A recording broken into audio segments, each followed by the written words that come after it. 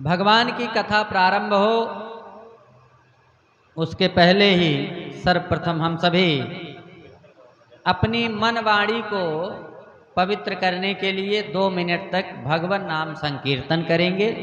उसके बाद आगे की कथा प्रारंभ हो मेरे मन में है राम, मेरे तन में है राम, रोम रोम में समाया तेरा नाम रे।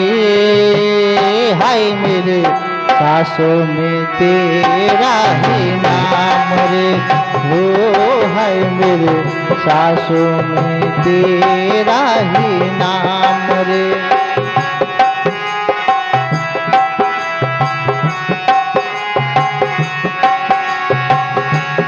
मेरे मन में है राम, मेरे तन में है राम, रोम रोम में समाया तेरा नाम रे। हाय मेरे सांसों में तेरा ही नाम रे। हो मेरे सांसों में तेरा ही नाम रे।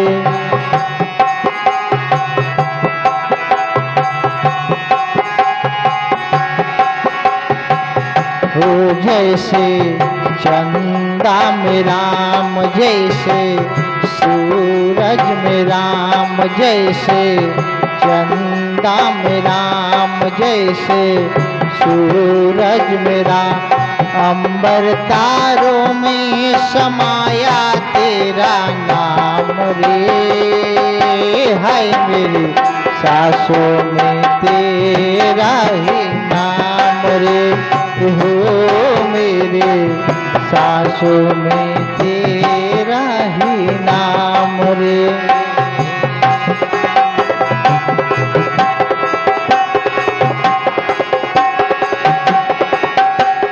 जैसे भिलनी के राम, जैसे मीरा के श्याम, जैसे भिलनी के राम, जैसे मीरा के श्याम, नर नारी में समाया तेरा नाम रे। हाय मेरी सांसों में तेरा ही नाम रे। हो मेरे सांसों में तेरा ही नाम रे। हो मेरे सांसों में तेरा ही नाम रे।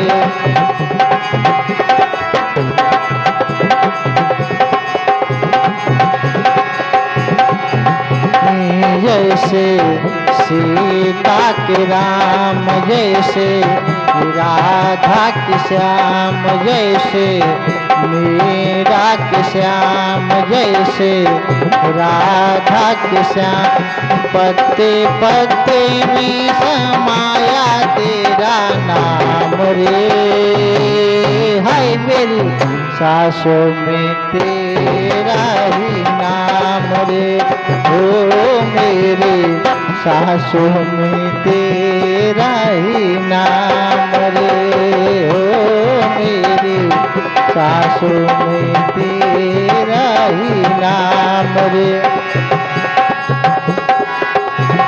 मेरे मन में है राम, मेरे तन में है राम, रोम रोम में समाया तेरा नाम रे।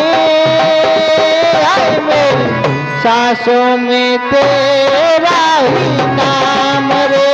हो मेरी सांसों में तेरा ही नाम रे।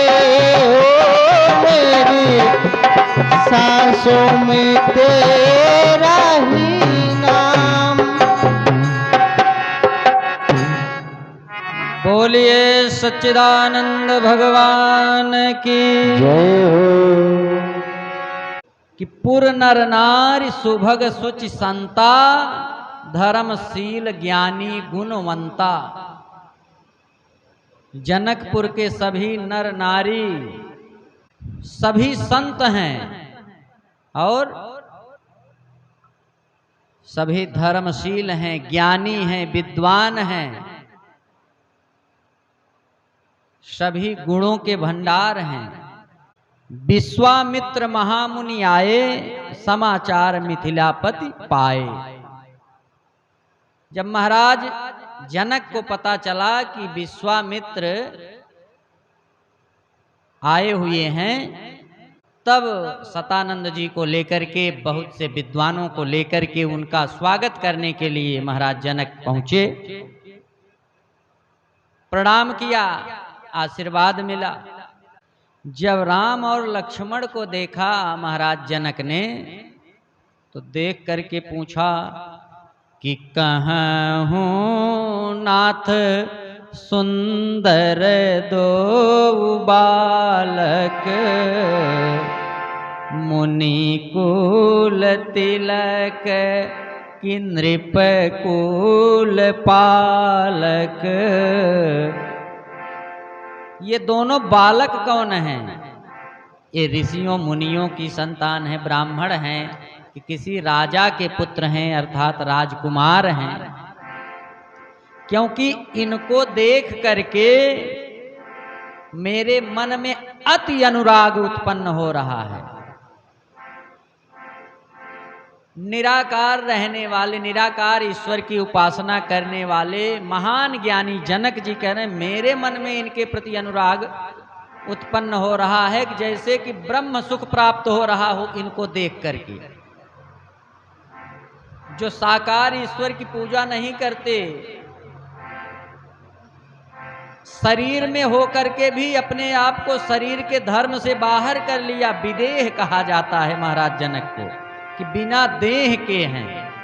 लेकिन वो भी दो राजकुमारों के शरीर को देख करके इतना अनुराग प्रेम मन में जागृत हो रहा है कि जैसे ब्रह्म की प्राप्ति हो गई है, परमानंद प्राप्त हो रहा है। जैसे स्वयं जिस अविनाशी ईश्वर की उपासना करते हैं, वही सामने शरीर के रूप में खड़े हों।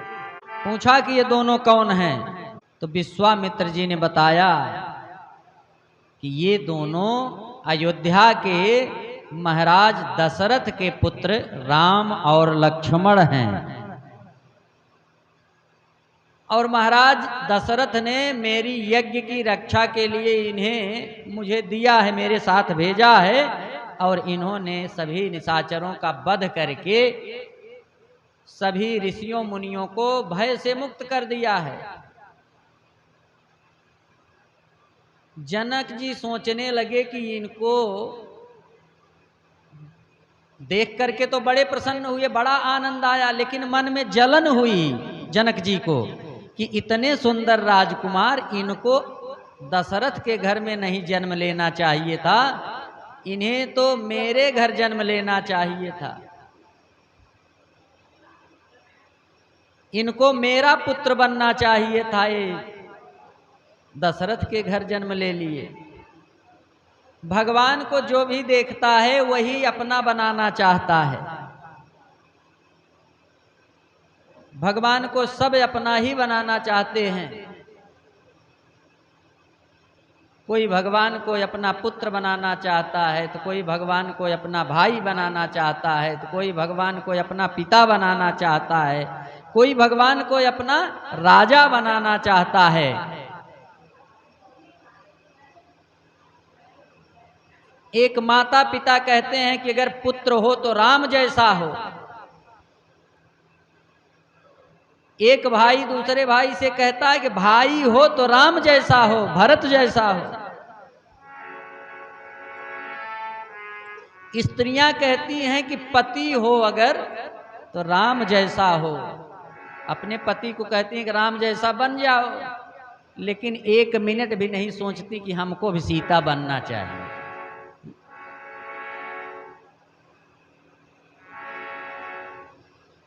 प्रजा अयोध्या की ही प्रजा नहीं, संपूर्ण पृथ्वी की प्रजा ये चाहती है कि राजा हो तो राम जैसा।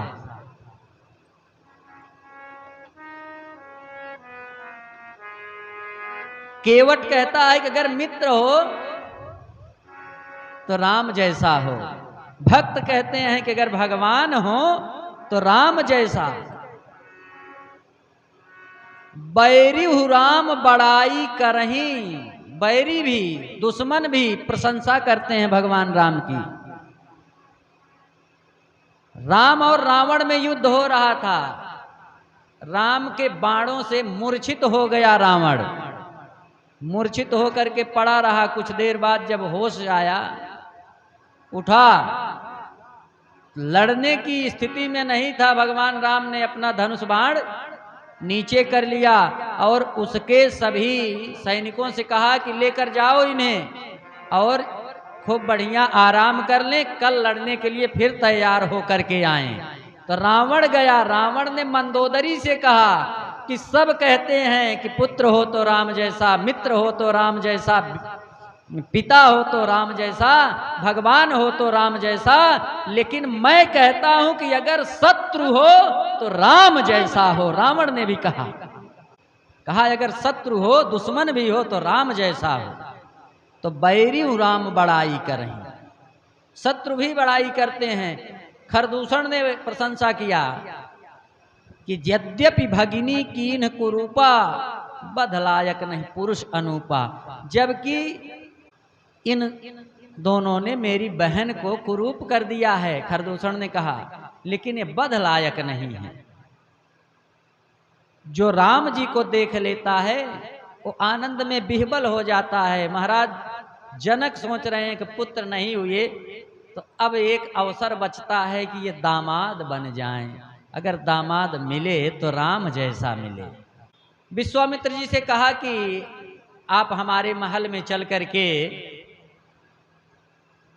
विश्राम करें, हमने आपके ठहरने की व्यवस्था कर दी है। विश्वामित्र जी ने कहा हम संत महात्मा महल में क्या करेंगे, हमको यहीं बगीचे में भगवान का ध्यान करने दीजिए। जनक जी ने कहा नहीं ऋषिवर, आप तो ऋषि हैं लेकिन ये दोनों राजकुमार हैं, इनको वन में बाग में छोड़ना उचित नहीं है, इनके साथ राजोचित व्यवहार होना चाहिए। एक राजा दूसरे राजा के प्रति जैसा व्यवहार करता है मुझे वैसा ही करना चाहिए, इसलिए आप इन दोनों को लेकर के महल में चलिए। एक सुंदर से महल में ले जा करके बढ़िया दिव्य व्यवस्था किया महाराज जनक ने। विश्वामित्र जी बैठे हैं वहीं पे जहां रुकने के लिए व्यवस्था हुई। विश्वामित्र जी राम और लक्ष्मण के साथ वहां पे विराजमान हैं। लक्ष्मण जी के मन में एक जिज्ञासा उत्पन्न हुई।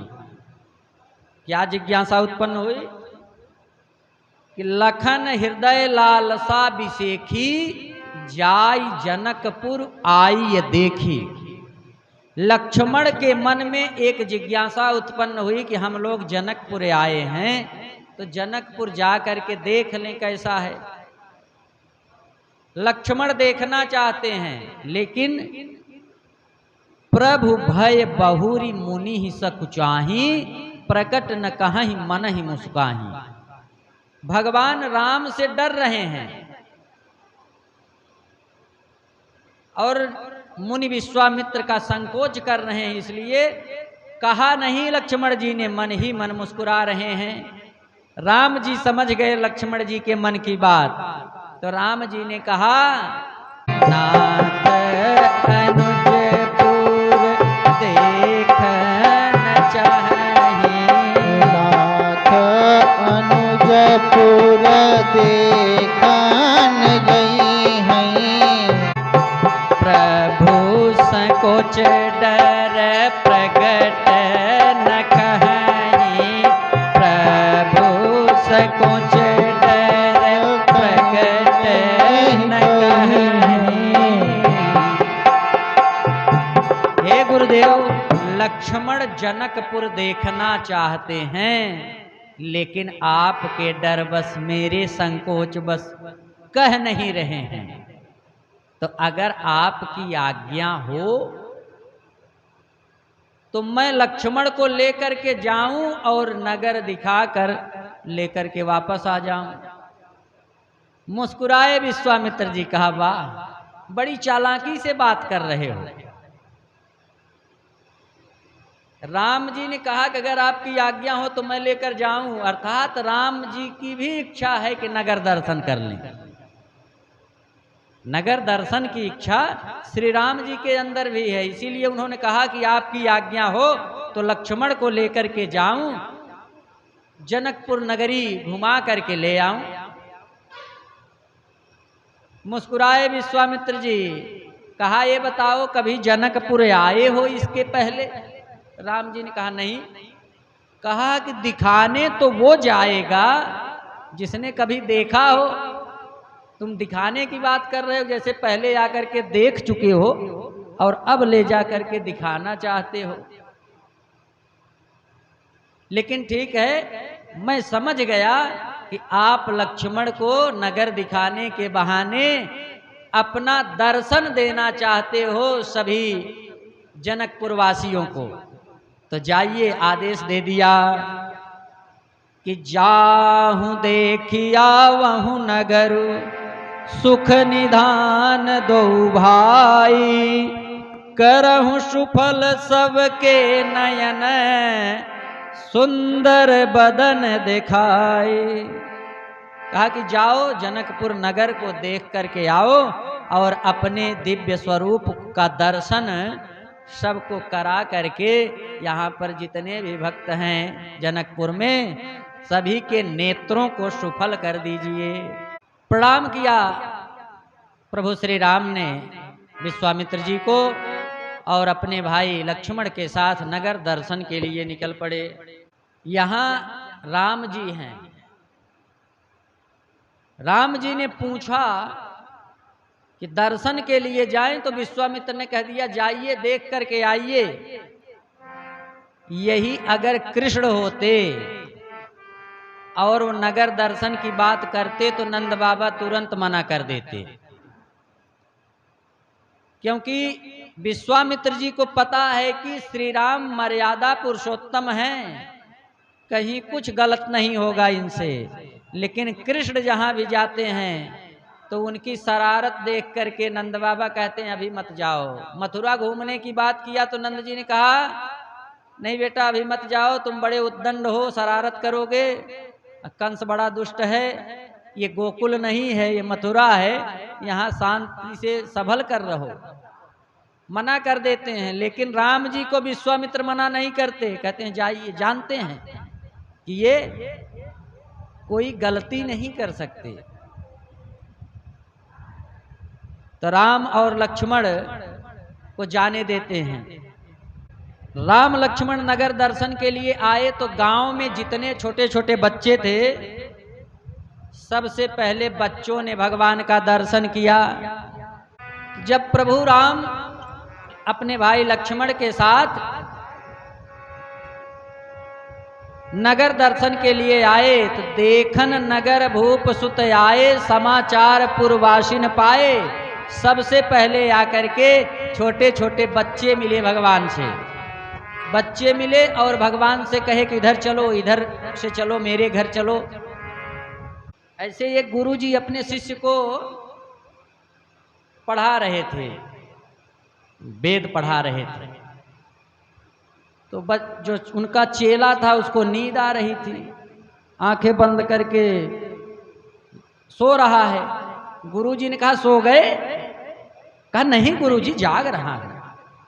थोड़ी देर बाद फिर सो गया, फिर कहा सो गए तुम? कहा नहीं गुरुजी, जाग रहा हूं।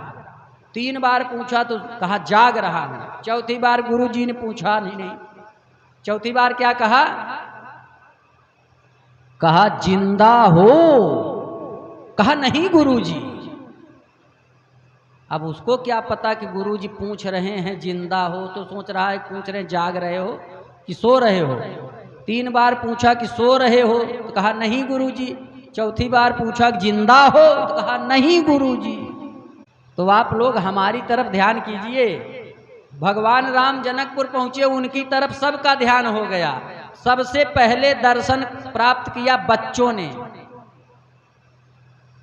बच्चों ने क्यों दर्शन प्राप्त किया? कि गांव में कोई आता है तो बाहर बच्चे खेलते रहते हैं, वही सबसे पहले मिलते हैं। तो भगवान से भी बच्चे मिले सबसे पहले, और बच्चों का मन निर्मल होता है, इसीलिए भगवान उनको पहले मिले।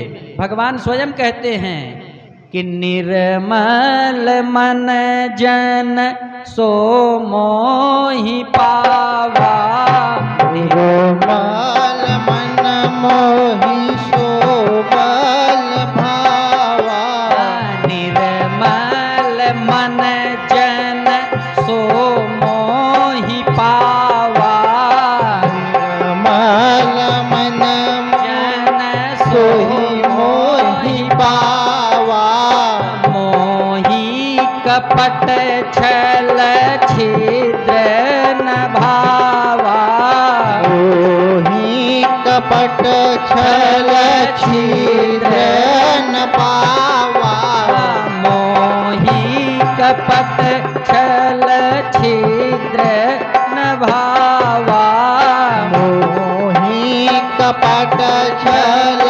छिद्र न पावा। भगवान को वही पहले प्राप्त कर सकता है जिसका मन निर्मल हो। तो बच्चों का मन निर्मल होता है, तो बच्चों ने भगवान का दर्शन पहले किया।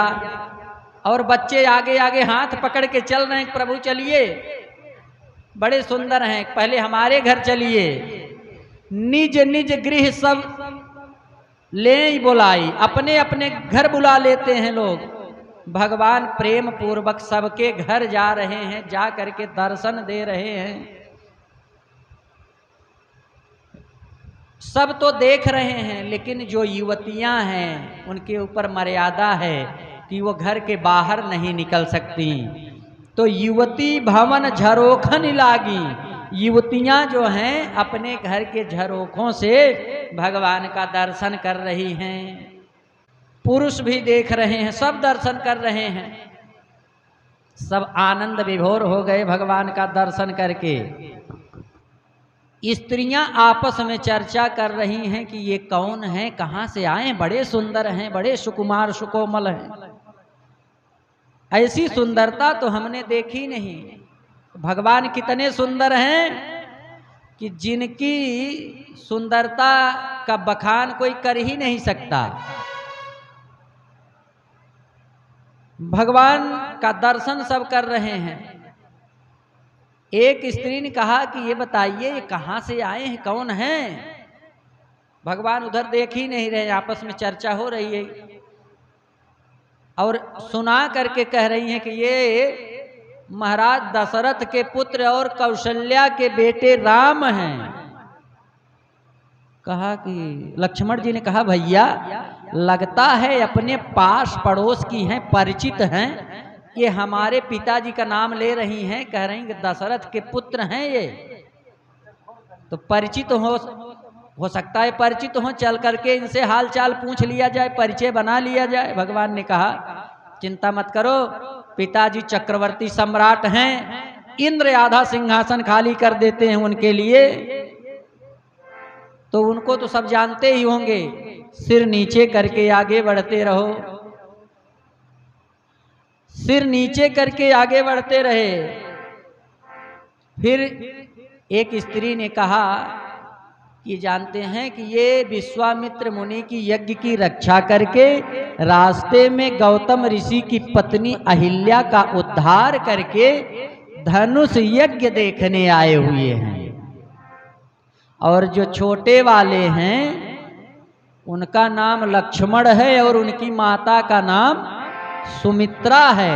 लक्ष्मण जी ने कहा भैया ये सब कुछ जानती हैं, लगता है कि अपने किसी रिश्तेदारी में हैं, मौसी या बुआ कुछ लगती होंगी, पूछ लीजिए कौन है ये लोग। राम जी ने कहा कुछ मत कीजिए, नीचे सिर करके चलते रहिए। कहा ये स्त्रियां हैं, इनको सबसे पहले सब कुछ पता चल जाता है। गांव में कोई आए तो उसके बारे में सबसे पहले जानकारी, उसका डिटेल स्त्रियां निकाल लेती हैं। ट्रेन में यात्रा करते समय दो पुरुष आमने सामने बैठे हैं, 4 घंटे 6 घंटे की यात्रा हो गई, वो अपने में ध्यान में, वो अपने में, कोई वार्ता नहीं। लेकिन अगर वहाँ पे एक स्त्री बैठी है तो वो बातचीत करना शुरू कर देगी। दो हैं तो शांत ही नहीं रह सकती। ऐसे ट्रेन में आ रहे थे तो संजोग से एक बार सामने एक दंपति बैठे, पति पत्नी दोनों थे। तो पति जो थे वो काफी देर तक शांत ही रहे, वो नहीं बोल रहे थे ज्यादा। लेकिन उनकी पत्नी ने ये वेशभूषा देखा, पहनावा देखा तो समझ गए ये पंडित जी हैं। तो पहले पूछा, महाराज जी जा कहाँ रहे हैं? तो हमने कहा कि अब तो जा रहे हैं प्रतापगढ़। तो उन्होंने कहा प्रतापगढ़ जा रहे हैं, क्या करते हैं? हमने कहा वही कथा कहते हैं, राम कथा, भागवत कथा, शिव पुराण की कथा, यही करते हैं, और क्या करेंगे? कहा कथा ही करते हैं कि और कुछ करते हैं? और कुछ नहीं करते। कहा कि इसके पहले आपकी कथा कहाँ थी? हमने कहा बनारस में थी। कहा अच्छा, जो कथा करने जा रही हैं इस कथा के बाद कहाँ कथा कहेंगे? अगली डेट भी जानना चाहती हैं। अच्छा महाराज जी, एक कथा का कितना लेते हैं आप? हमने कहा जितना आप दे सकते हैं हम उतना ले सकते हैं। आप जितना दे सकते हैं, कथा को बेचना नहीं है हमको कि हम इतना लेंगे तभी चलेंगे। कथा होगी, जो भाव होगा, जो श्रद्धा होगी, लोग देंगे। और जितना देंगे, कम देंगे तो कम ले लेंगे, ज्यादा देंगे तो ज्यादा ले लेंगे। अब ये आपके ऊपर है कि आपकी श्रद्धा कितनी बड़ी है, आपकी आस्था कितनी बड़ी है भगवान की कथा के प्रति। कथा की कोई कीमत नहीं लगा सकता। और दक्षिणा कहा जाए तो यज्ञवल्क ऋषि भरद्वाज जी को जब कथा सुना रहे थे तो 300 रुपए उनको दक्षिणा दिए थे। कितना? 300। उस समय ये कागज वाली नोट नहीं चलती थी, वो सोने के सिक्के हुआ करते थे। 300 सिक्के अर्थात लगभग हम समझ रहे हैं कि 10 ग्राम का एक सिक्का हुआ, 3 किलो सोना हो गया हो। और इतनी दक्षिणा तो कोई नहीं देता। तो हमने कहा कि दक्षिणा अपने स्थान पे है, जो भक्तों की श्रद्धा होती है वो दे देते हैं। हो सकता है हम कुछ मांगे, देने वाले की श्रद्धा और हो तो वो ज्यादा देगा। तो इस तरह से स्त्रियां प्रश्न पूछ करके जानकारी पहले ले लेती हैं। इसके बाद पूछ रही कि महाराज जी कुछ जानकारी भी रखते हैं। हमने कहा भगवान की कथा कहते हैं, कथा के संबंध में जितनी जानकारी है वो जानकारी है। कहा ये जानकारी नहीं, कुछ दूसरी जानकारी भी है। कहने का मतलब उनके लिए भगवान की कथा, राम कथा, भागवत कथा, शिव पुराण की कथा, देवी भागवत की कथा कोई जानकारी वाली बात नहीं है, ये तो वैसे ही कह दी जाती है। उनके जानकारी का मतलब है हाथ देखना जानते हैं, भविष्य बताना जानते हैं। तो अब हमने कहा कि कथा करते हैं और कुछ नहीं जानते, इसके अलावा और कुछ नहीं करते हैं। इसके लिए जो विद्वान होंगे वो होंगे, अलग से होंगे। अगर 2 स्त्रियां मिल जाएं, मान लीजिए हमसे तो इस तरह की वार्ता हुई, 2 स्त्रियां मिल जाएं तब क्या होता है? तो पहले क्या पूछेंगे कि आपका मायका कहाँ है, आपके पिताजी का घर कहाँ है। पिताजी के बाद पूछ लिया घर कहाँ है, कहाँ जा रही हैं पूछ लिया। फिर पूछेंगी कि आपकी सास आपके घर में हैं, जीवित हैं कि नहीं है अभी। तो अगर नहीं है तो बड़ी प्रसन्नता से कहेंगे कि नहीं नहीं, हमको इस झंझट से छुटकारा मिल चुका है, झंझट से। और दूसरी वाली पलट कर पूछती हैं कि आपकी सासू हैं कि नहीं हैं, तो बगल में सासू बैठी है, दिखा के कह रही कभी हमारा ग्रह नहीं कटा है। इस तरह से सूचना पहले किसको मिलती है? स्त्रियों को मिल जाती है। वही चर्चा कर रही हैं कि ये राजा दशरथ के पुत्र हैं, अयोध्या से आए हैं, ऋषि विश्वामित्र की यज्ञ की रक्षा किए हैं और अहिल्या का उद्धार किए हैं। इस तरह से सब कुछ चर्चा कर रही हैं, लेकिन भगवान उस तरफ देख नहीं रहे हैं। ऐसे आगे बढ़ते चले गए राम और लक्ष्मण। तो वहीं नगर के बीच में जहाँ किशोरी जी का महल है, उस महल के पास से जब निकले तो किशोरी जी के साथ 8 सहेलियां, 8 सखियां रहा करती थीं। आइए 2 बार भगवान नाम संकीर्तन करते हैं, उसके बाद आगे कथा। अरे आएंगे जरूर आप भी बुलाइए, अरे सीता सीता सीता सीता राम गाइए। अरे आएंगे जरूर आप भी बुलाइए, ओ सीता सीता सीता सीता राम गाइए, ओ सीता राम गाइए, हो राधे श्याम गाइए, सीता राम गाइए, हो राधे श्याम गाइए, ओ सीता सीता सीता सीता राम गाइए, सीता सीता सीता सीता राम गाइए, ओ राधे राधे राधे राधे श्याम गाइए, राधे राधे राधे राधे श्याम गाइए।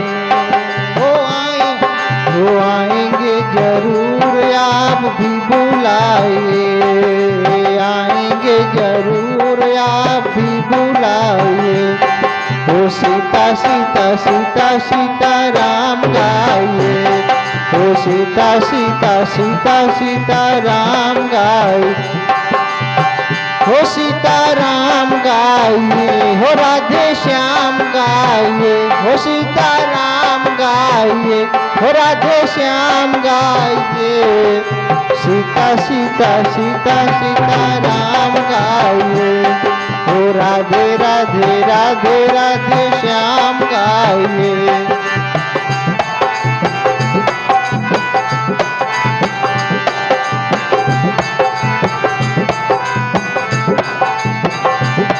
ओ सीता सीता सीता सीता राम गाइए, ओ राधे राधे राधे राधे श्याम गाइए, ओ सीता राम गाइए, ओ राधे श्याम गाइए, सीता राम गाइए, ओ राधे श्याम गाइए, ओ आएंगे जरूर आप भी बुलाइए, सीता सीता सीता सीता राम गाइए, सीता सीता सीता सीता राम गाइए।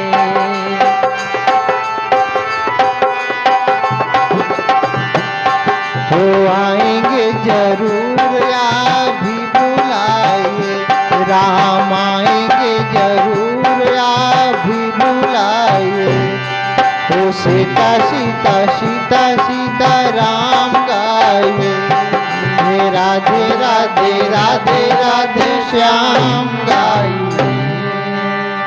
बोलिए सीताराम भगवान की। नगर दर्शन कर रहे हैं। सीता जी के महल के बगल से राम और लक्ष्मण निकले तो सीता जी के साथ 8 सखियां रहा करती थी।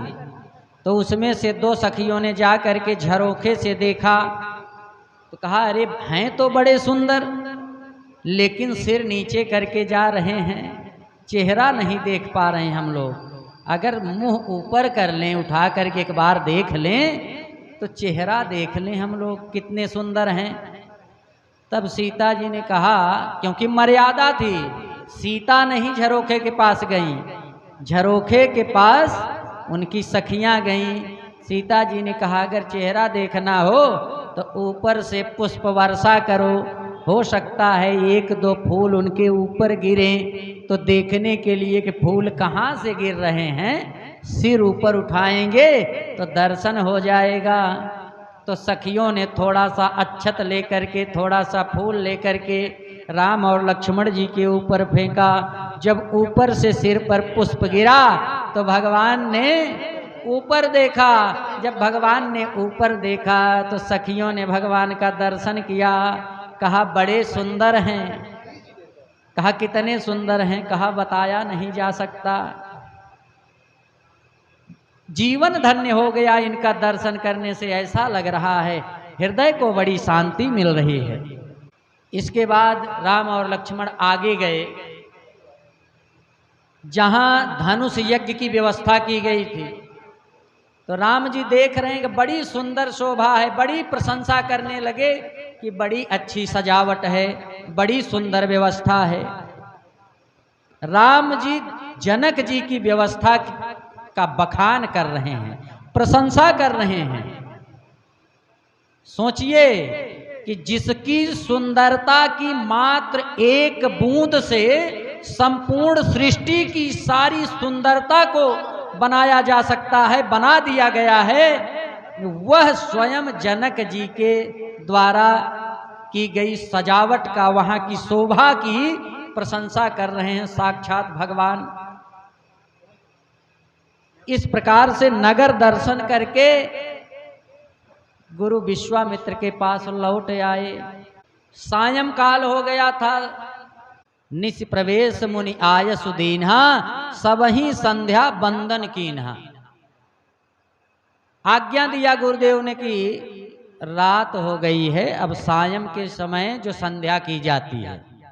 संध्या का अर्थ जानते हैं? संध्या एक है शाम के समय को संध्या बेला कहते हैं, लेकिन जो पूजा की जाती, सवेरे आप पूजा करते हैं, दोपहर में पूजा करते हैं, शाम को पूजा करते हैं, 3 बार पूजा होती, तीनों संध्या है। प्रातः काल संध्या, दोपहर में संध्या, शाम को संध्या, संध्या वंदन, त्रिकाल संध्या की बात की गई है। प्रातः काल जो सवेरे उठ करके स्नान आदि करके भगवान की पूजा की जाती है, वो भी संध्या है। तो प्रातःकालीन होने वाली संध्या होती है कि रात्र में जाने अनजाने में सपने से लेकर के सोने के बाद जो कुछ भी मेरे साथ हुआ, मैंने जो कुछ भी गलती किया, रात भर में अपराध पाप किया हो, वो नष्ट हो जाए, उसके लिए सवेरे उठ करके पूजन किया जाता है और प्रार्थना किया जाता है कि दिन जो है अच्छे से बीत जाए। फिर दोपहर में जो संध्या की जाती है, वो दिन में हम अन्न ग्रहण करते हैं ना, तो जो अन्न में दोष होता है वो दोष न प्राप्त हो हमारे शरीर को, अन्न का दोष हमें कोई न लगे, तो इसके लिए दोपहर में संध्या की जाती है। और शाम को जो संध्या की जाती है वो संध्या इसलिए होती है कि दिन में जो भी अपराध मुझसे हुए हैं वो सब अपराध क्षमा हो जाएं। तो यही है त्रिकाल संध्या। 3 बार पूजन करें, 5-5 मिनट ही कर लें, लेकिन 3 बार करें।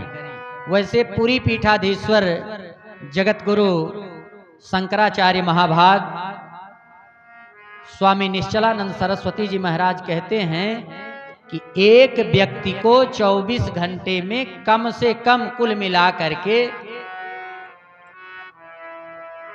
1.25 घंटे तक भजन करना चाहिए, जप करना चाहिए।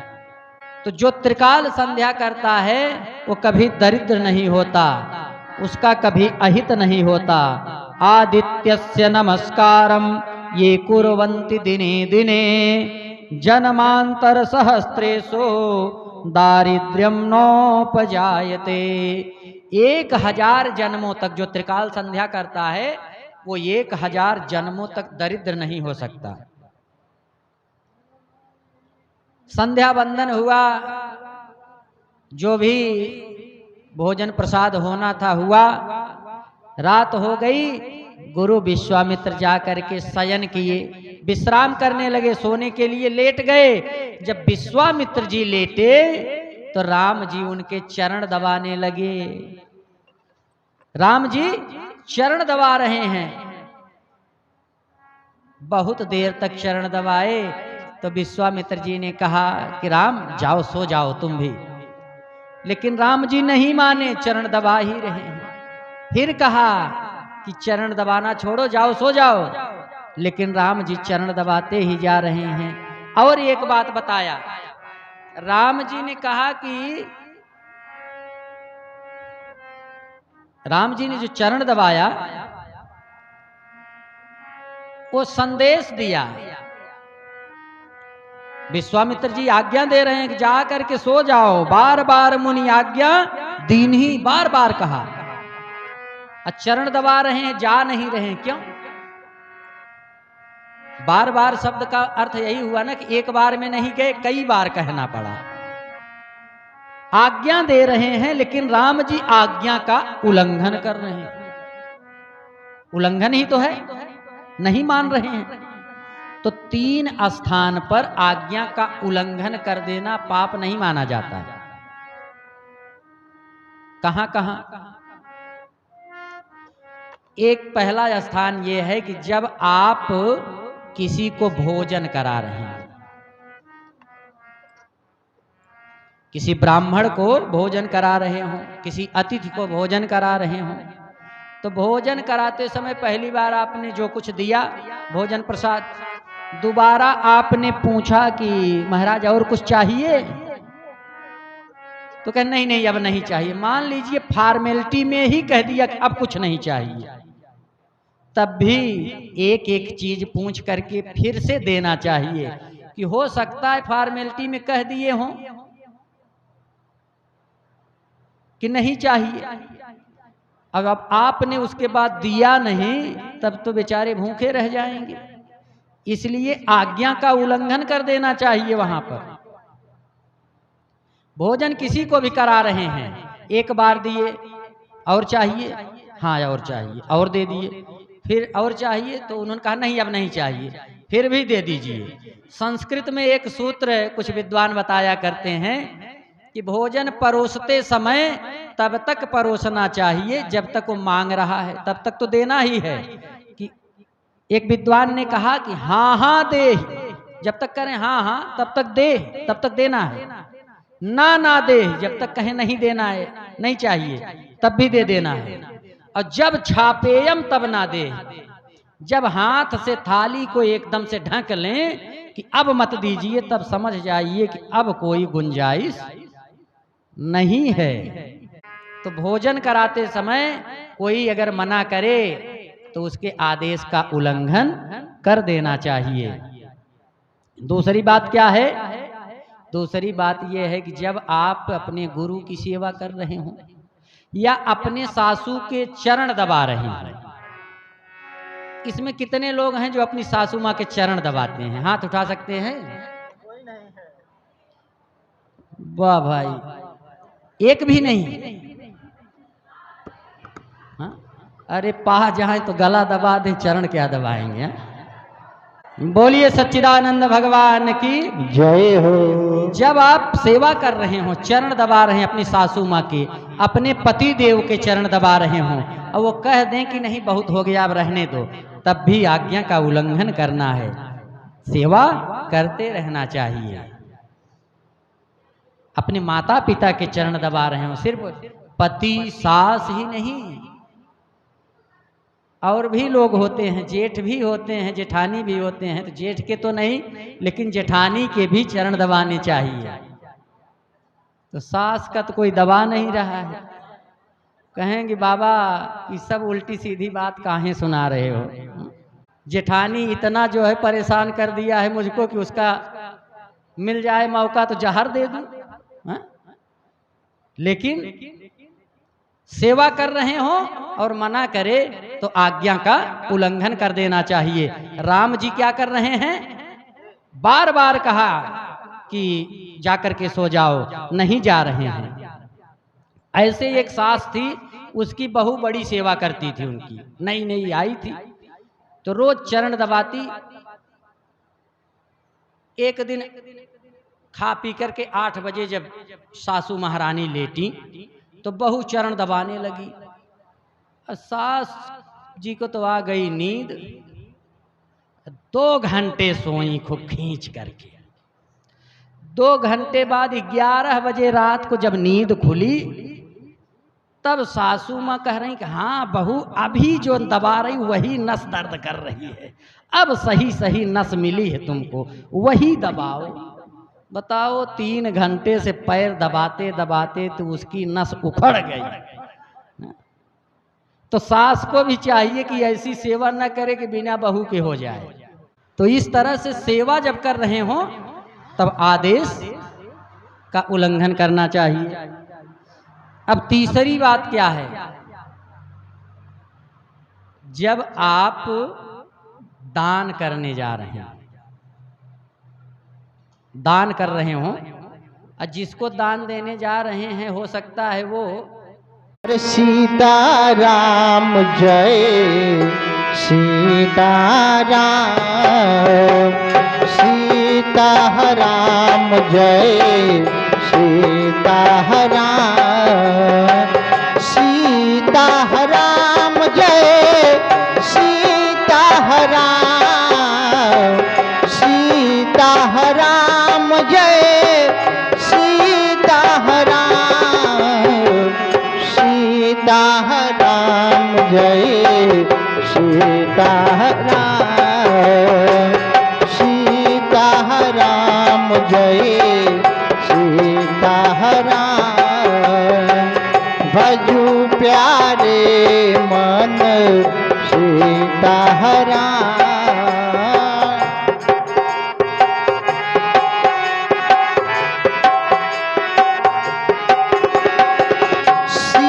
सीताराम जय सीताराम, सीताराम जय सीताराम, भजू प्यारे मन सीताराम, भजू प्यारे मन सीताराम,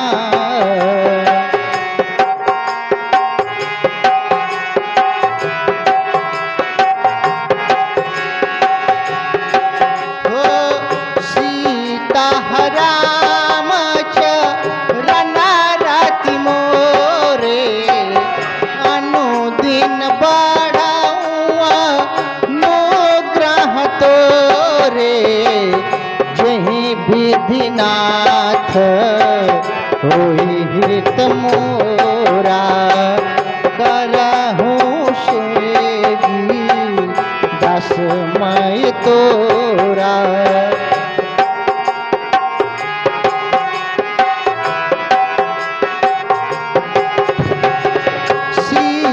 सीताराम चरण रति मोरे, अनुदिन बढ़ाऊँ अनुग्रह तोरे, सीताराम जय सीताराम, भजो प्यारे मन सीताराम, सीताराम जय सीताराम, भजू प्यारे मन सीताराम,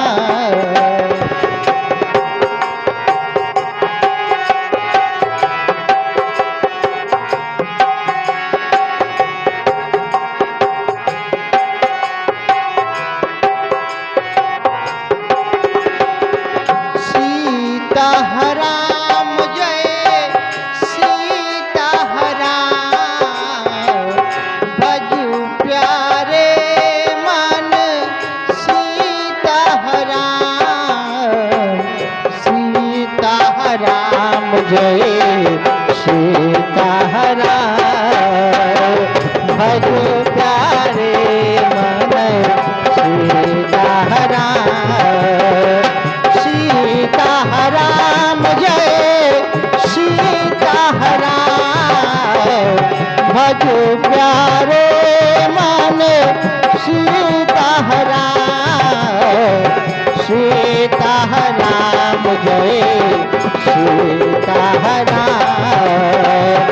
भज प्यारे मन